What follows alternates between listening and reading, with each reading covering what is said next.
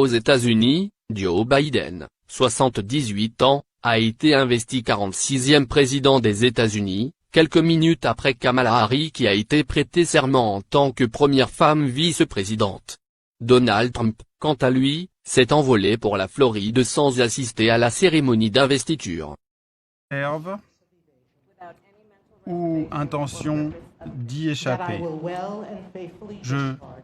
Je jure de remplir bien et fidèlement les fonctions de la charge que j'assume, avec l'aide de Dieu.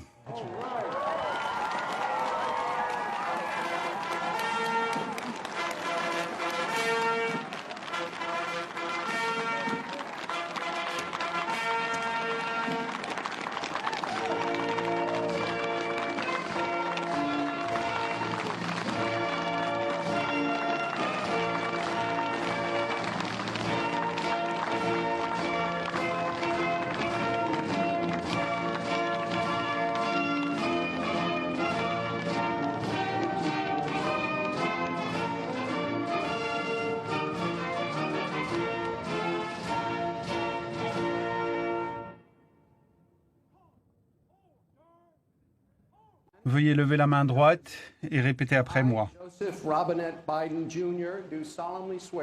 Je, Joseph Robinette Biden Jr., jure solennellement de remplir avec fidélité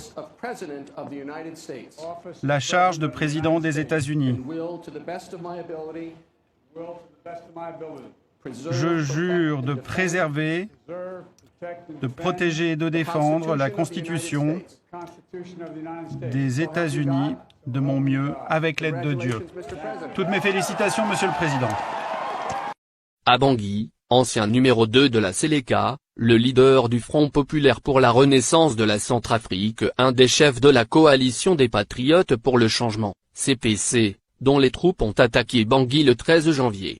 Noureddine Adam, qui vit dans la clandestinité entre le Soudan et ses fiefs de Birao et Ndélé, dans le nord de la Centrafrique, a répondu aux questions de Jeune Afrique, rien n'empêche d'imaginer François Bozizé à la tête de la CPC.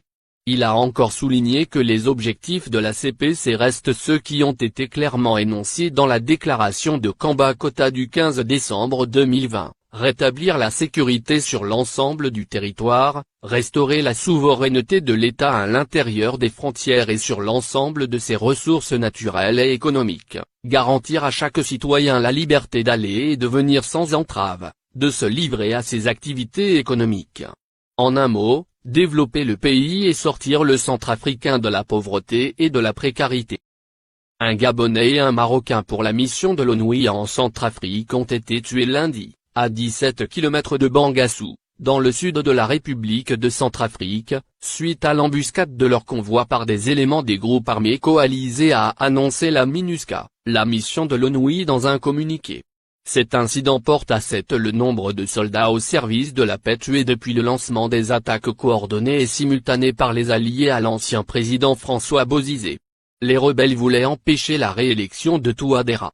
Pas question de reculer pour autant.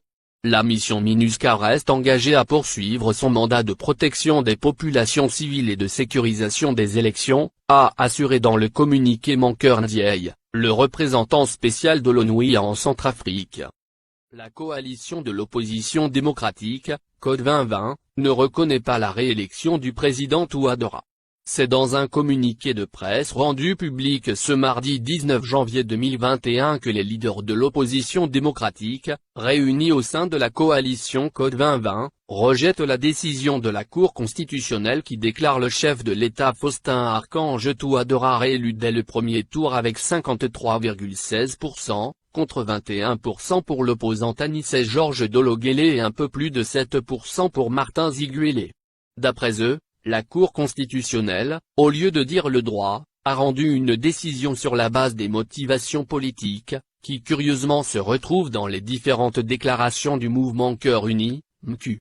En plus de cela, les leaders de l'opposition démocratique déclarent que la grande majorité des Centrafricains inscrits sur la liste électorale, soit 65%, n'a pas participé au vote, et le président Touadéra a été déclaré vainqueur avec seulement 17% du corps électoral, ce qui lui ôte toute légitimité pour diriger notre pays et y ramener la paix. En outre, les innombrables fraudes et irrégularités qui ont émaillé ces élections, pour lesquelles l'opposition a apporté des éléments de preuve, ont été ignorés par la Cour constitutionnelle. Ceci dit, selon la Code 2020, les élections groupées du 27 décembre 2020 ne sont qu'une mascarade et ne reflètent nullement l'expression de la volonté du peuple centrafricain.